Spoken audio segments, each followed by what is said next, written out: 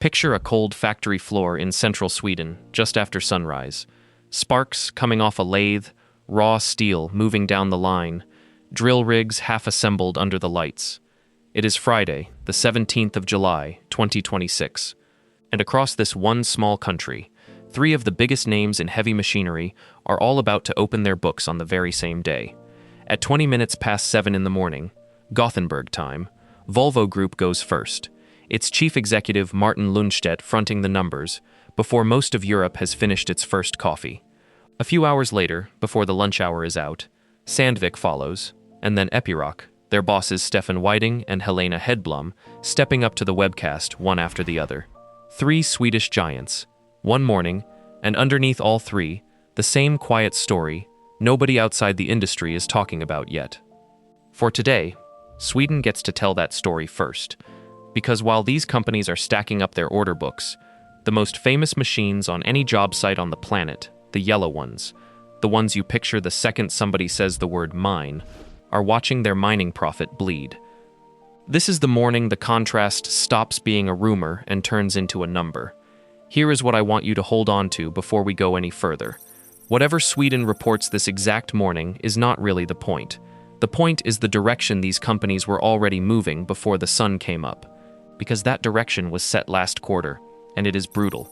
Start with Sandvik. Last quarter, Sandvik pulled in the single biggest pile of orders in its entire history. 36.8 billion kroner of new orders in 3 months, up 23% organically, year over year. Not 23% over some soft, sleepy quarter, 23% over a company that was already firing, and the mining side alone, the drill rigs and the crushers and the loaders that work a mile underground, took in more than 19 billion kroner of orders in a single quarter for the first time ever. A record, sitting inside a record. And it was not only mining. Sandvik's cutting tool business, the carbide that shaves metal for aerospace and defense and medical parts, grew its orders by 28%, while the whole group still squeezed out a margin of around 20%. Strong in the mines, strong in the machine shops, strong almost everywhere you pointed the camera. Then look at Epiroc, just up the road. Almost the same headline, almost the same number. Orders up 23%, organically, to roughly 18.3 billion kroner. And here is the figure that should make somebody in a yellow boardroom put down their coffee. Epiroc's mining equipment orders were up 44%, not machines dumped at a discount. Big, heavy orders, the kind that come from copper mines and gold mines running flat out at today's metal prices, mines that want more Swedish steel in the ground to dig faster. And it was not just fresh iron either. Epiroc's service orders, the parts and the rebuilds and the contracts that keep old rigs breathing, climbed 12%, the sticky money that keeps paying long after the sale. That is Sweden's side of the ledger. And if watching the underdog stack record order books against the loudest name in the business is your kind of story, follow Quisup right now, because this is exactly the shift we track machine by machine, quarter by quarter. And I am about to show you the other side of this morning, what is quietly happening to the giant, and it is not a pretty sight. Now turn the camera the other way, across the Atlantic, to the American giant, Caterpillar, the most recognizable brand in the whole business.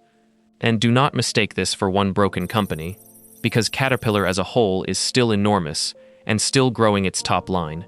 But zoom into the one engine that made Caterpillar a legend in the world's mines, the division it calls Resource Industries, and the picture turns fast. Last quarter, Caterpillar's mining profit fell 39%. In hard cash, that segment's profit dropped from $623 million down to $378 million in a single year.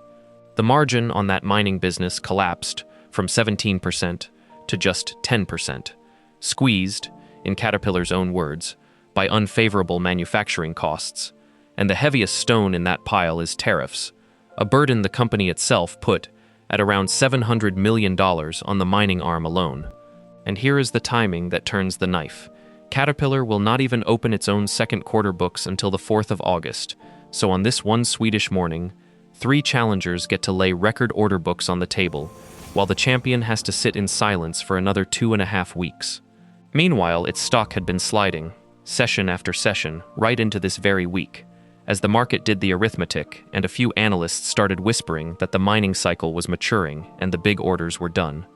So sit with that contrast for a second. Two Swedish companies growing mining orders by 23 and 44%. One American giant watching its mining profit shrink by nearly 40. Same commodity boom, same copper, same gold. Two completely opposite outcomes. Now the lazy explanation is luck. High metal prices lift every mining supplier, so of course the Swedes are up.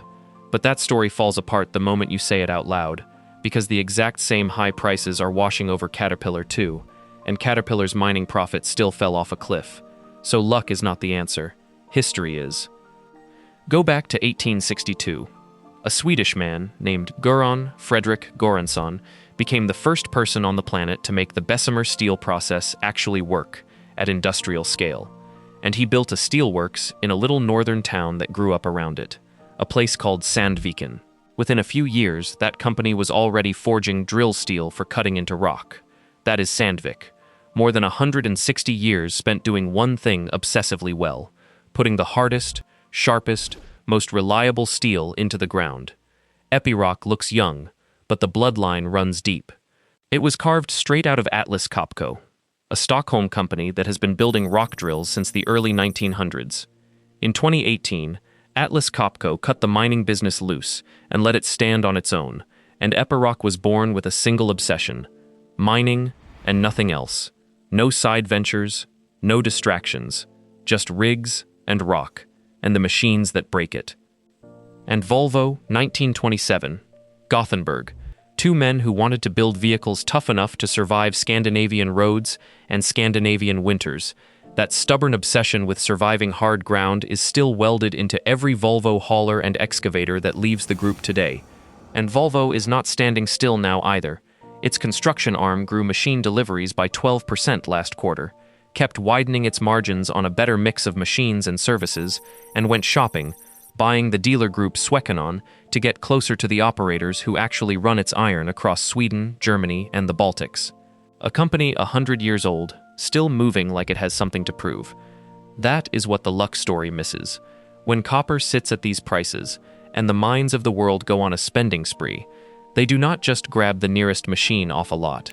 They buy the one they trust, a mile underground, in the dust and the dark, where one breakdown costs a fortune. About 60% of Sandvik's mining business rides on gold and copper alone, and copper is getting harder to pull out of the earth every year. So the operators are betting big, and more, the machine they bet on is Swedish. So here is a real question, and I want you to actually answer this one down in the comments.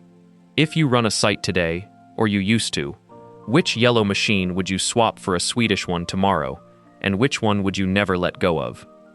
Tell me, because the operators watching this channel know things no analyst ever will. And follow along, because the next chapter of this is being welded together right now on factory floors from Örebro to Sandviken to Gothenburg. Here is where it all turns. Because this is not three separate companies having three separate lucky mornings. It is one signal wearing three different logos, record order books in Sandviken, mining orders up 44% at Epiroc, Volvo growing deliveries and profit, even while it rebuilds itself. And on the far side of the ocean, the yellow giant absorbing a $700 million tariff punch straight to the profit line of the exact division that made its name.